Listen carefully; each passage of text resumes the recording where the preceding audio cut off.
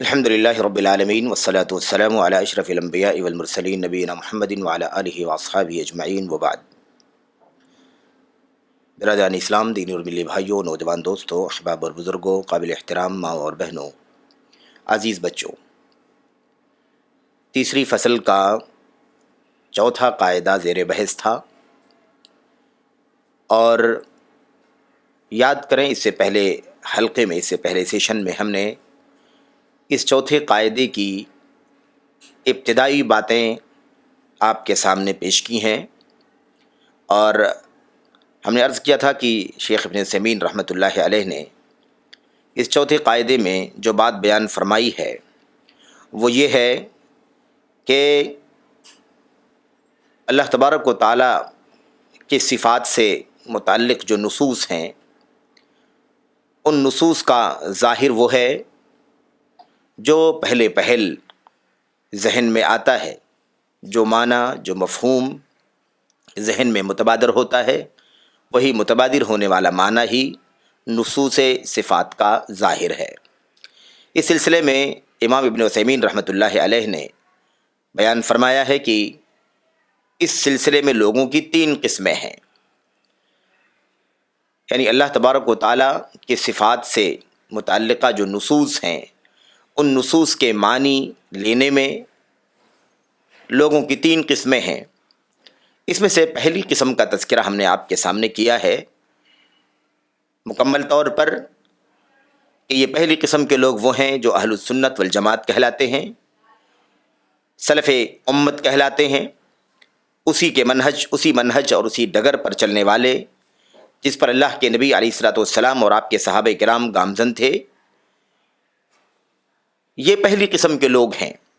جو اللہ تبارک و تعالیٰ کی صفات سے متعلقہ جو نصوص ہیں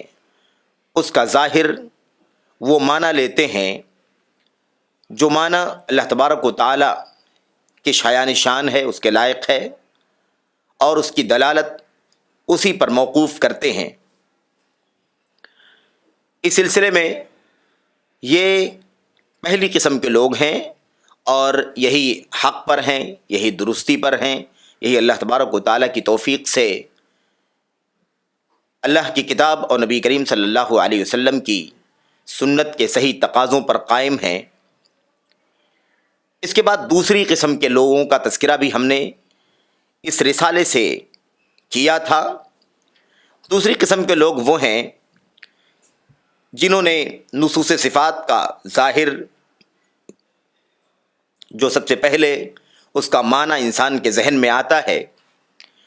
وہ غلط معنی انہوں نے لیا، باطل معنی انہوں نے لیا، ایسا معنی لیا جو معنی اللہ تبارک و تعالیٰ کی شایان شان نہیں ہے۔ یہ معنی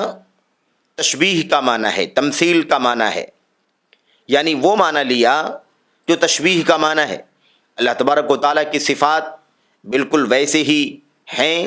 جیسے بندوں کی صفات ہیں، اللہ تعالیٰ کی صفات بندوں کی صفات کے مشابہ ہیں، اللہ تبارک و تعالیٰ کے اوصاف بندوں کے اوصاف کے مثل ہیں، ان کے جیسے ہیں۔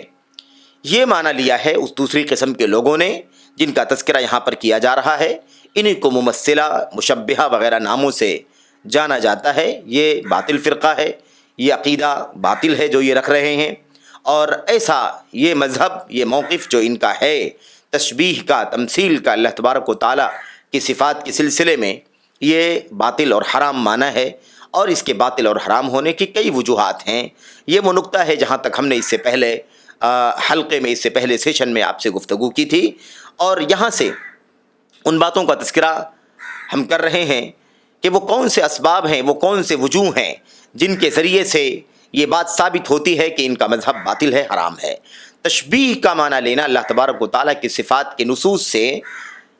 یہ تشبیہ کا معنی لینا یہ غلط ہے، باطل ہے۔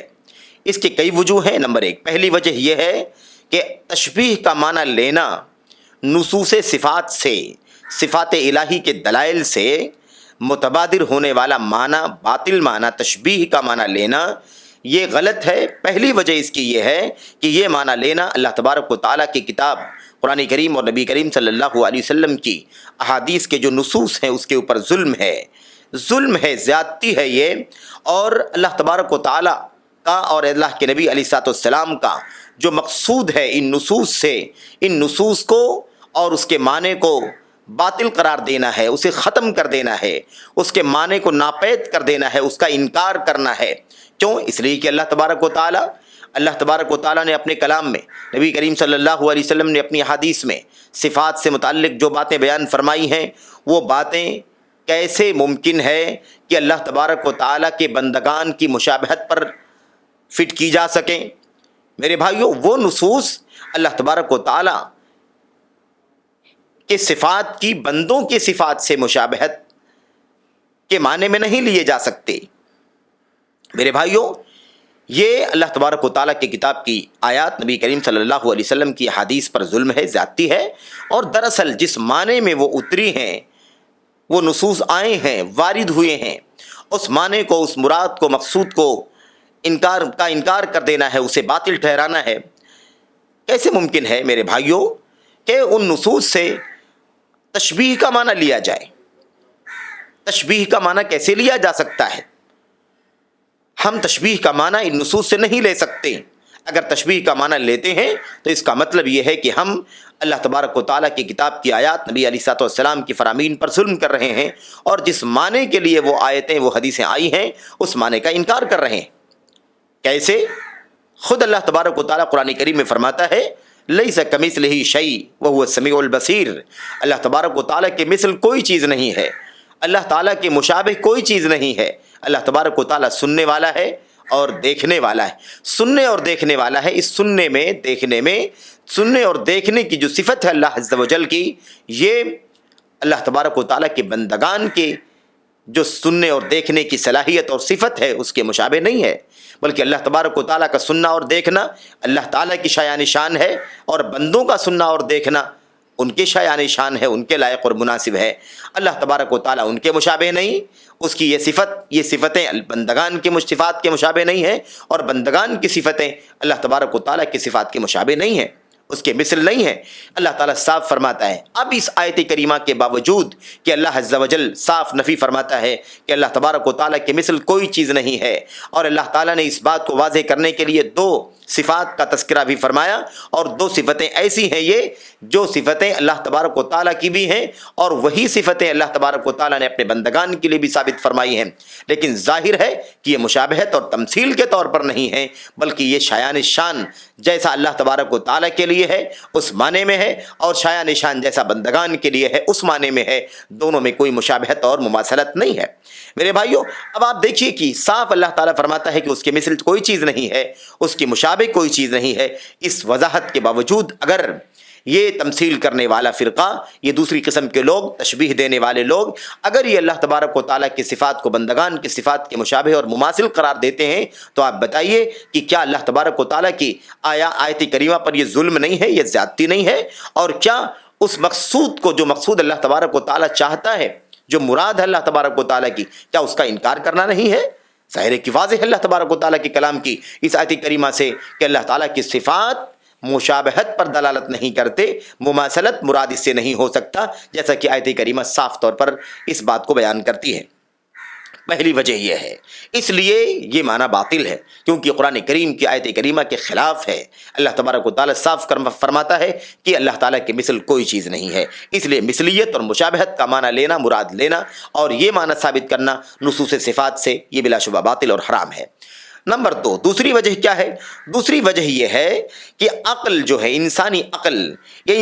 عقل اس بات پر دلالت کرتی ہے، یہ معنی بتلاتی ہے کہ اللہ تبارک و تعالیٰ جو خالق و مالک ہے، وہ مخلوق سے الگ ہے، جدا ہے، مختلف ہے،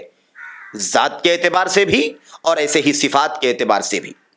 ہماری عقل اس بات کو اچھی طرح سے مانتی اور تسلیم کرتی ہے، ہماری عقل میں یہ بات اچھی طرح سے بیٹھتی اور اترتی ہے کہ اللہ تبارک و تعالیٰ جو خالق ہے، اپنے مخلوقات سے مختلف ہے، مباین ہے، الگ تھلگ ہے، جدا ہے، ذات کے اعتبار سے بھی اور صفات کے اعتبار سے بھی، دونوں اعتبار سے الگ الگ ہے۔ اب سوچنے کی بات یہ ہے کہ جب اللہ تبارک و تعالیٰ اور اس کے بندگان، اس کی مخلوقات دونوں کی آپسی جدائیگی، دونوں کا الگ تھلگ ہونا، ایک دوسرے سے بالکل مختلف ہونا، یہ عقل تسلیم کرتی ہے۔ ظاہر سی بات ہے کہ بندے بندے ہیں، اللہ تبارک و تعالیٰ کی ذات اللہ تعالیٰ کی ذات ہے، اللہ خالق و مالک ہے، بندگان مخلوق ہیں، اللہ تبارک و تعالیٰ کی قدرت سے پیدا کیے گئے ہیں، اللہ تعالیٰ نے اپنی قدرت سے انہیں پیدا کیا ہے، تو بندگان مخلوقات ہیں اور اللہ عز و جل خالق ہے۔ میرے بھائیوں، اب سوال یہ پیدا ہوتا ہے جب یہ عقلی طور پر واضح ہے کہ بندے اور اللہ تبارک و تعالیٰ میں کوئی مماثلت نہیں ہے، کوئی مشابہت نہیں ہے، بلکہ مباینت ہے، جدائیگی ہے، دونوں مختلف اور الگ تھلگ چیزیں ہیں، تو آپ بتائیے کہ کیسے اللہ تبارک و تعالیٰ کی صفات سے متعلق نصوص سے تشابہ کا اور تماثل کا معنی لیا جا سکتا ہے؟ یہ کسی طرح سے ممکن نہیں ہے جب دونوں میں اللہ تبارک و تعالیٰ میں اس کی مخلوقات میں مباینت، الگ تھلگ ہونا، جدا ہونا، مختلف ہونا بالکل عقلی طور پر مسلم ہے، تو پھر کیسے اللہ تعالیٰ کی صفات کو، اللہ تبارک و تعالیٰ کی صفات کو، بندگان کی صفات کو ایک دوسرے سے مشابہ قرار دیا جا سکتا ہے؟ ہرگز نہیں قرار دیا جا سکتا، کیونکہ ذات کے اعتبار سے بھی اور صفات کے اعتبار سے بھی، دونوں اعتبار سے مباینت اور جدائیگی اور مختلف ہونا واضح ہے، جیسا کہ ہماری عقلیں اس بات کو اچھی طرح سے تسلیم کرتی ہیں۔ میرے بھائیوں، یہ دو وجوہات ہو گئے۔ تیسری وجہ کیا ہے؟ تیسری وجہ یہ ہے کہ یہ اللہ تبارک و تعالیٰ کی صفات کو مخلوقات کی صفات سے تشبیہ دینے والے، یہ مشبہہ، یہ ممثلہ، یہ تشبیہ دینے والے جو سمجھ رہے ہیں، یہ ان کی سمجھ اس سمجھ کے خلاف ہے جو سلف امت نے سمجھا ہے۔ اللہ کے نبی محمد الرسول اللہ صلی اللہ علیہ وسلم اور آپ کے بعد آپ کے صحابہ، تابعین، امت کے تبع تابعین، خیر القرون کے لوگوں نے، امت کے سلف نے جو معنی اللہ کے کلام کی آیات اور نبی کریم صلی اللہ علیہ وسلم کی حدیث سے سمجھا ہے، یہ سمجھ اور ان مشبہہ کی سمجھ، تشبیہ دینے والوں کی سمجھ الگ تھلگ، مختلف ہے، مخالف ہے، اس لیے باطل ہے، غلط ہے، کیونکہ جو معنی اللہ کے کلام کا، نبی کریم صلی اللہ علیہ وسلم کی فرمان کا، خواہ کسی بھی مسئلے میں، بالخصوص صفات کے باب میں جس پر ہم گفتگو کر رہے ہیں، جو معنی ان مشبہہ کے لوگ سمجھ رہے ہیں، یہ معنی اس معنی کے خلاف ہے جو امت کے سلف صالحین نے سمجھا ہے، اور بلا شبہ جو معنی، جو مفہوم، جو تفسیر سلف صالحین کی سمجھ کے خلاف ہو وہ باطل ہے، وہ ناقابل اعتبار ہے، اس لیے اسے نہیں مانا جا سکتا۔ اب ایک مسئلہ یہ پیدا ہو سکتا ہے کہ کوئی تشبیہ دینے والا آ کر کے یہ کہہ سکتا ہے، یا کہ کہہ سکتا ہے کہ بھائی میں اللہ تبارک و تعالیٰ کی صفات کے جو نصوص آئے ہوئے ہیں، ان نصوص سے وہی بات سمجھ رہا ہوں جو بات میں مخلوق کے سلسلے میں سمجھ رہا ہوں، یعنی بالکل وہی بات جو مخلوق کے بارے میں سمجھتا ہوں، وہی بات اللہ تبارک و تعالیٰ کے صفات سے، اللہ تبارک و تعالیٰ کے صفات کے نصوص سے سمجھ رہا ہوں، یعنی مثلیت ہی میری عقل میں آتی ہے، تشبیہ ہی میری عقل میں آتی ہے کہ بالکل اللہ تبارک و تعالیٰ کی صفات اللہ تبارک و تعالیٰ کے بندگان کے صفات کی مشابہ ہے، اللہ تعالیٰ کی صفت بندے کی صفت کی مماثل ہے، یعنی مثلیت اور تشبیہ ہی میں سمجھ رہا ہوں، اس کے سوا میں نہیں سمجھ پا رہا ہوں، میں یہی سمجھتا ہوں۔ کیوں؟ اور اس کی دلیل دیتے ہوئے وہ یہ بھی کہے، اس لیے میں ایسا سمجھ رہا ہوں کیونکہ اللہ تبارک و تعالیٰ نے ہمیں جو مخاطب فرمایا ہے، ہمیں اسی اعتبار سے مخاطب فرمایا ہے کہ ہم جانیں، ہم سمجھیں، ہماری عقل کے اعتبار سے، ہماری معرفت کے اعتبار سے ہی اللہ تبارک و تعالیٰ نے ہمیں مخاطب کیا ہے، اس لیے ہم اپنی عقل سے، اپنی سمجھ سے، اپنی معرفت سے وہی جان سکتے ہیں، جان پاتے ہیں جو تشبیہ کا معنی نکلتا ہے، یعنی ہم کچھ اور نہیں سمجھ سکتے، ہم یہی سمجھتے ہیں۔ تو ایسا کہنے والے کو ہم کیا جواب دیں گے؟ ظاہر ہے کہ کوئی یہ کہنے والا کہہ سکتا ہے، کوئی تشبیہ دینے والا ممثل یہ کہہ سکتا ہے کہ بھئی میں وہی سمجھ رہا ہوں ان صفات کے معنی کے حوالے سے جو اللہ کے بندگان کی صفت کے حوالے سے سمجھتا ہوں، یعنی جو چیز بندگان کے یہاں پائی جاتی ہے بالکل اسی کے مشابہ معنی ہی میں سمجھتا ہوں اللہ تبارک و تعالیٰ کی صفات کے سلسلے میں،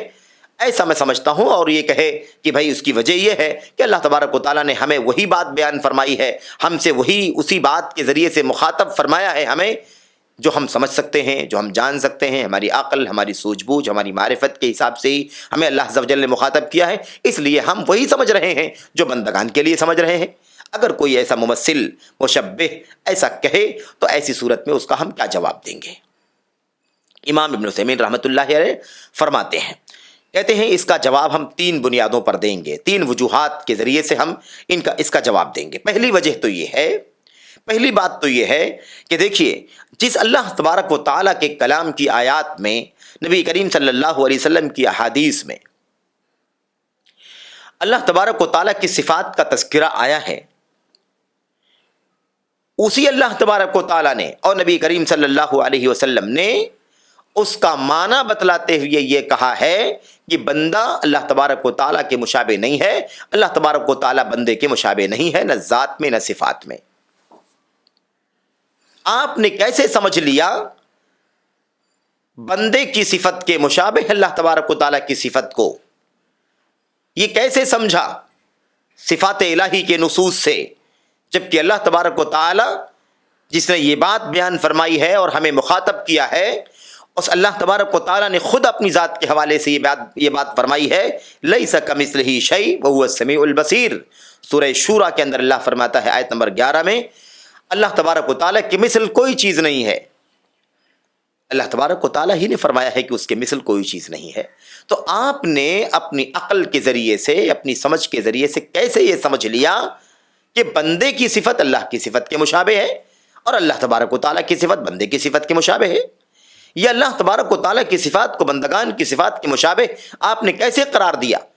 جبکہ اللہ تبارک و تعالیٰ جس نے ہمیں مخاطب کیا ہے، اسی اللہ تبارک و تعالیٰ کے کلام کے اندر یہ بات بھی موجود ہے کہ اللہ تبارک و تعالیٰ فرماتا ہے کہ میں کسی کے مثل نہیں ہوں، اللہ تبارک و تعالیٰ کی مثل کوئی چیز نہیں ہے۔ اسی طرح سے اللہ تبارک و تعالیٰ نے بندوں کو اس بات سے منع فرمایا ہے، اس بات سے منع فرمایا ہے کہ بندے اللہ تبارک و تعالیٰ کے لیے کوئی مثال بیان کریں، اللہ تعالیٰ کو کسی سے مشابہ قرار دیں، کسی کے مثل قرار دیں، اس بات سے اللہ تبارک و تعالیٰ نے منع فرمایا ہے۔ اسی طرح سے اللہ تبارک و تعالیٰ کو اللہ تبارک و تعالیٰ کے لیے شریک ٹھہرانے سے منع فرمایا ہے۔ اللہ تعالیٰ کا کوئی شریک نہیں، کوئی ساجیدار نہیں، کوئی ند نہیں۔ اللہ تعالیٰ نے صاف طور پر ان باتوں کی وضاحت فرمائی ہے اپنے کلام کے اندر۔ بھلا ان ساری وضاحتوں کے باوجود آپ نے کیسے اپنی عقل سے سمجھ لیا کہ صفات الہی کا معنی مشابہت کا معنی ہے، یعنی اللہ کی صفات ویسے ہی ہیں جیسے بندگان کی صفات ہیں، بالکل ویسے ہی مثل ہیں، مشابہ ہیں؟ یہ معنی آپ نے کیسے سمجھا؟ یہ ساری وجوہات اس بات کی وضاحت کرتے ہیں کہ یہ معنی بالکل غلط ہے، کیونکہ اللہ نے فرمایا ہے کہ اللہ تبارک و تعالیٰ کی مثل کوئی چیز نہیں ہے۔ اللہ نے منع فرمایا کہ میری مثال بیان نہیں کر سکتے، میرا کوئی شریک اور ساجی نہ بناؤ، اللہ نے صاف طور پر منع فرمایا۔ دیکھیے اللہ تبارک و تعالیٰ فرماتا ہے فَلَا تَضْرِبُوا لِلَّهِ الْأَمْثَالَ إِنَّ اللَّهَ يَعْلَمُ وَأَنْتُمْ لَا تَعْلَمُونَ۔ اللہ تبارک و تعالیٰ کے لیے مثالیں نہ بیان کرو، اللہ تعالیٰ کے لیے مثالیں نہ بیان کرو، اللہ کا مثل ثابت نہ کرو، اللہ تعالیٰ کی مشابہ کسی کو ثابت نہ کرو، کیونکہ اللہ تبارک و تعالیٰ خوب جانتا ہے، تم نہیں جانتے۔ ظاہر سی بات ہے، بہت اصولی بات ہے اور اصول اور قاعدے کی بات ہے، قاعدہ بیان کر دیا ہے اللہ عز و جل کے اس کلام کے اندر میرے بھائیوں کہ اللہ تبارک و تعالیٰ خوب جانتا ہے، تم نہیں جانتے۔ واللہ یعلم ان اللہ یعلم وانتم لا تعلمون، بے شک اللہ جانتا ہے اور تم نہیں جانتے، تو تم کیسے اللہ تبارک و تعالیٰ کو، اس کی صفات کو بندگان کی صفات کے مشابہ اور مماثل قرار سکتے ہو؟ اللہ نے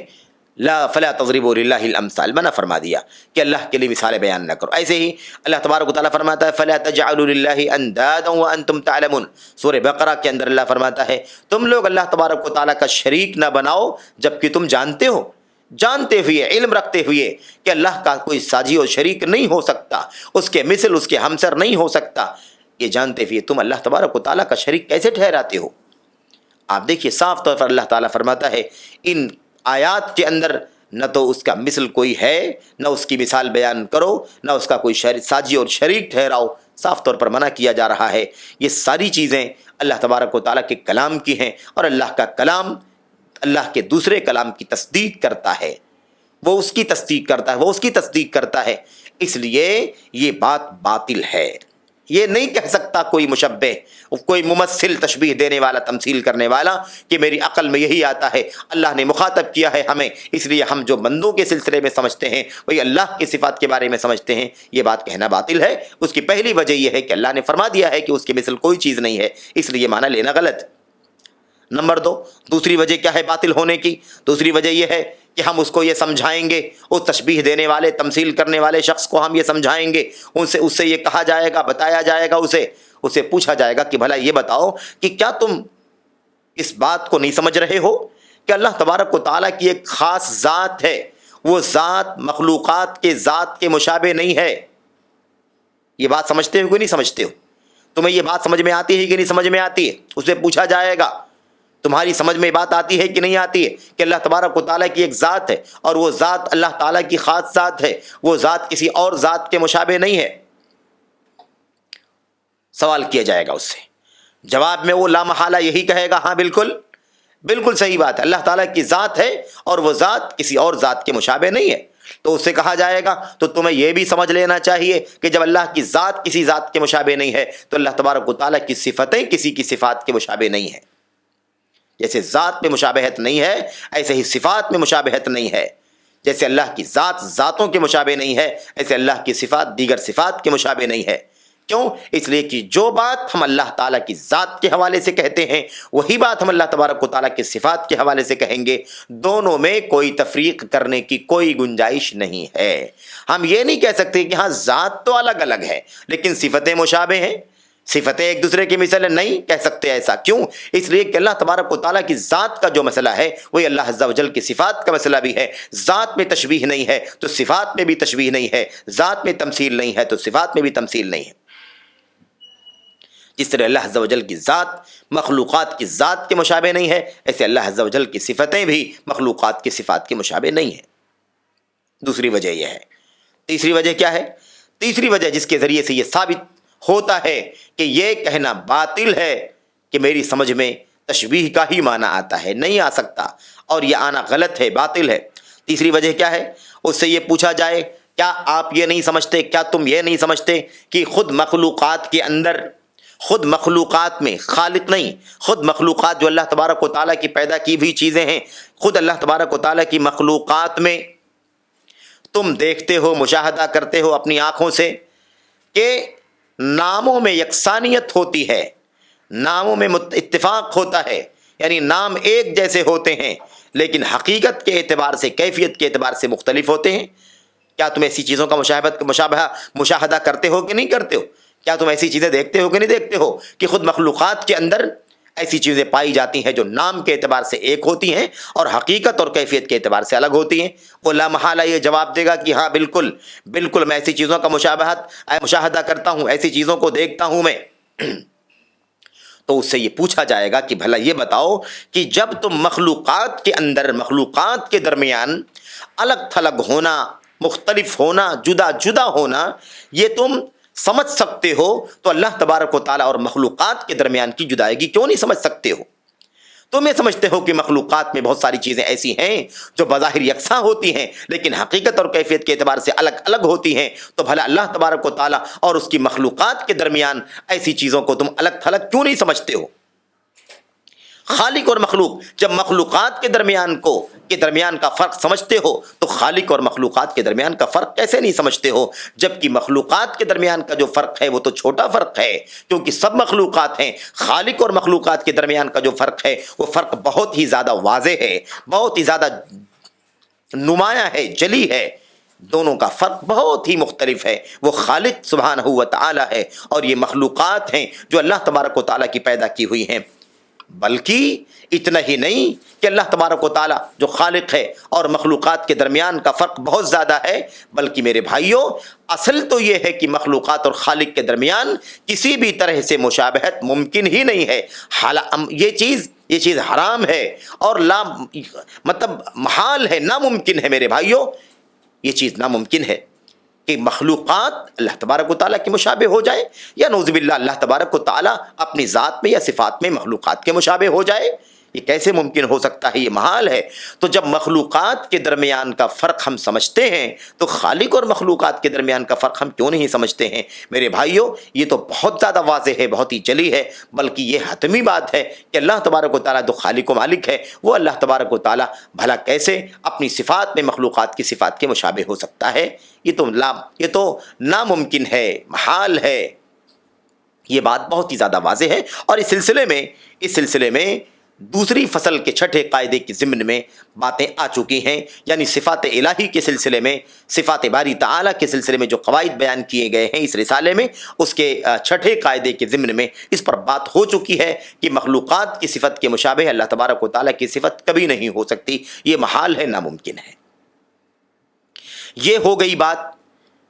دوسری قسم کے لوگوں کے حوالے سے کہ دوسری قسم کے لوگوں نے تشبیہ کا تمثیل کا معنی لیا، اور تشبیہ اور تمثیل کا معنی لینا غلط ہے، باطل ہے، اور پھر اگر کوئی شبہ پیش کرے تشبیہ دینے والا، تمثیل کرنے والا، کہ میری عقل میں وہی بات آتی ہے، تشبیہ کی ہی بات سمجھتا ہوں میں، تو اس کو جواب دیا جائے گا 3 پہلوؤں سے کہ یہ تمہاری عقل میں تشبیہ کا معنی آنا یہ غلط ہے، باطل ہے، اور اس کے 3 اسباب ہیں، 3 وجوہات ہیں، جس کی وضاحت ابھی آپ کے سامنے گزری ہے۔ میرے بھائیوں، میرے بزرگوں، اس کے ساتھ ہی اب اس حلقے کو اختتام تک لے جانا مناسب ہوگا، کیونکہ اگلی جو بحث آ رہی ہے وہ اس سلسلے کی تیسری قسم کے سلسلے میں ہے۔ تیسری قسم کے لوگ کون ہیں، ان کا کیا عقیدہ ہے اللہ تعالیٰ کی صفات کے سلسلے میں، اس پر گفتگو انشاءاللہ تبارک و تعالیٰ اگلے سیشن میں آ رہی ہے۔ دعا کرتے ہیں کہ اللہ تبارک و تعالیٰ ہمیں پہلی قسم میں سے ہونے کی توفیق عطا فرمائے، تشبیہ و تمثیل سے بچنے کی توفیق عطا فرمائے، اور تیسری قسم کے لوگ جو آ رہے ہیں اللہ تبارک و تعالیٰ کے صفات کے معنی کے سلسلے میں جن کا نظریہ ہے وہ بھی باطل ہے، اللہ ان سے بھی بچنے کی توفیق عطا فرمائے۔ اس تیسری قسم کے لوگوں کا تذکرہ ہم اگلے سیشن میں کریں گے۔ اللہ تعالیٰ ہمیں خیر کی توفیق عطا فرمائے، آمین رب العالمین، وصلی اللہ وسلم وبارک علی نبینا محمد وعلی آلہ وصحبہ اجمعین، والسلام علیکم ورحمۃ اللہ وبرکاتہ۔